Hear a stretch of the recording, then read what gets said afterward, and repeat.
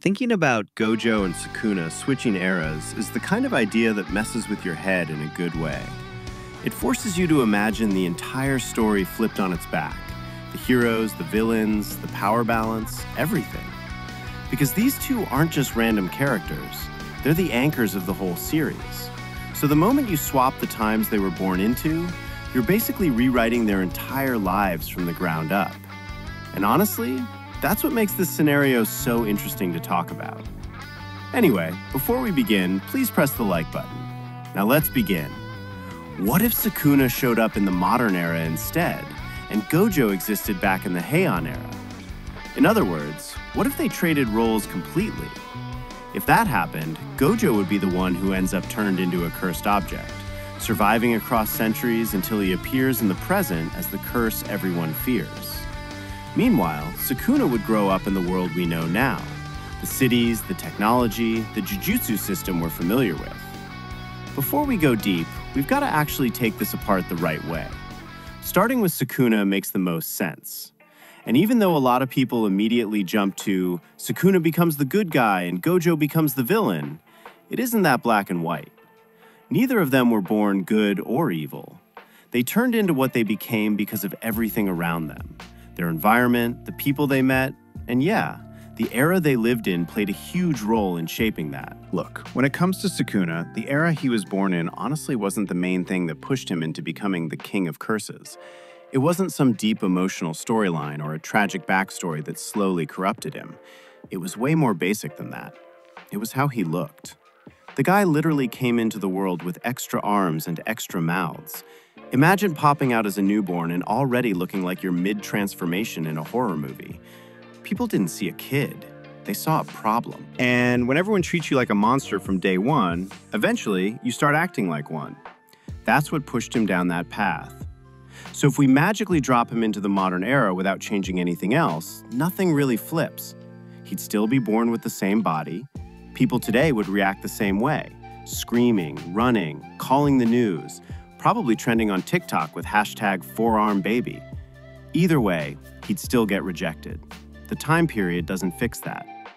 So if we actually want modern-era Sukuna to grow up more like Gojo, confident, stable, not ready to tear the world apart, he'd need someone in his corner.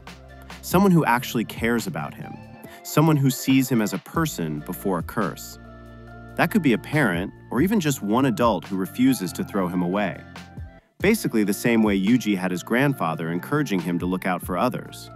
Sukuna would need that kind of person to pull him away from becoming the villain. But even with that support, he's not walking around in public like everything's normal.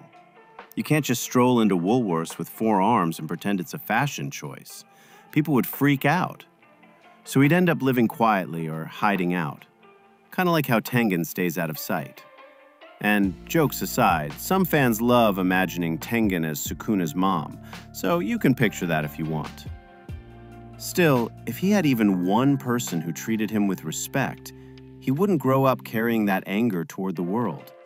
Instead of dedicating himself to strength alone, he could actually end up as a sorcerer, using what he's got for something better instead of burning everything down. And don't get it twisted, he'd still be a monster talent-wise. Sukuna's brain for Jujutsu is insane. His body is built for fighting. His technique is sharp. All of that remains the same. The difference is, without that emotional scar and bitterness, he wouldn't go all the way into becoming the final boss. He'd still be strong as hell, just not the wipe out cities because I'm bored version. He'll still be strong, but not on that same crazy level. Back then, he pushed himself because he felt like he had something to prove. That pressure kept him hungry. Without that same fire in his chest, he's basically a toned-down version of what he could have been. Still dangerous, still probably stronger than anyone in the current era, just not that I'm willing to lose everything for power version. Now, Heian era Gojo? That's where things get fun. Because the question becomes, how the hell does this guy turn into the villain?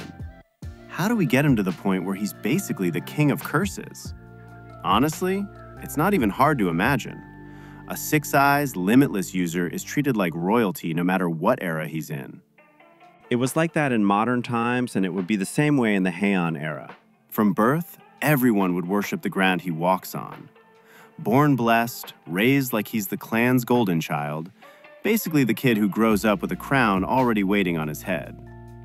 Unlike Sukuna, who everyone treated like a monster from day one, Gojo would get nothing but praise. But the problem? That never made him happy. Even in the real story, that kind of treatment made him feel isolated. Being too gifted pushes everyone away, and he knows that feeling too well. In the Heian era, that loneliness would still be there. Except this time, he doesn't have someone like Geto. He doesn't have that bond, or that tragic chain of events that shaped him in the modern timeline. Instead, he's dropped right into Jujutsu's golden age. Everywhere he turns, there's another beast waiting to fight him. That constant pressure only feeds the part of him that feels disconnected from normal people. Sure, we could invent a Heian era Geto and copy the modern storyline, but that defeats the point. The whole idea here is seeing how he changes without any of those influences. So this Gojo keeps drifting. He gets colder, more twisted. The more powerful he becomes, the more distant he feels from humanity. And eventually, after beating everyone worth fighting, he hits the same wall Sukuna did. Is this it? There's nothing left here. That's when Kenjaku slides in like some sketchy promoter offering a business opportunity, a binding vow, turning Gojo into a cursed object, sending him into the future, letting him hunt for excitement again. He'd basically end up playing Sukuna's role, but for opposite reasons. Sukuna became who he was because the world rejected him. Gojo becomes his version because the world smothered him with praise until he couldn't even feel human anymore. So the idea here is basically that Sukuna ends up being Yuji's mentor. And if that actually happened from the start of Yuji's life, Yuji would be a monster, in a good way. Sukuna isn't just strong, he actually understands Jujutsu on a level most characters don't even touch. And we've seen he can teach when he wants to. Look at how he pushed Higuruma into figuring out RCT mid-fight. That wasn't an accident. Dude was literally trash-talking someone into leveling up. So if Yuji grew up training under him, day one, no breaks, yeah, he'd be built differently. There's really no way around that. And that's the whole point of this era swap thing. When you move characters to different timelines, you're really just switching the environments that shaped them. Like, you could drop Gojo into the Heian era, but if he still has people like Geto, Yuji, Utahime, Shoko, basically his whole support system, then he ends up the same person we already know. And if you drag Sukuna into modern times, but everyone still hates him from birth, he becomes the same Sukuna, the king of curses. Simple.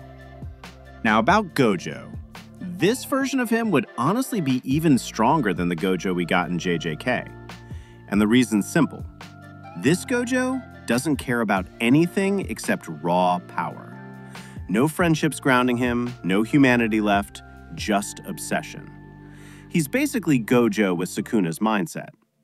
Sounds cool until you realize that means he'd stomp through the modern era like it's nothing. But if we're being honest, a Gojo who throws away everything human versus a Sukuna who gets accepted and actually keeps a bit of empathy, that fight's not even close. Gojo is the scary one here. This whole experiment basically shows what JJK has been shouting since day one. It all comes back to the people around you. The ones who keep you grounded. The ones who remind you you're human. If you have that, you don't fall off the deep end. If you don't, your strength just isolates you more until you're basically a walking natural disaster.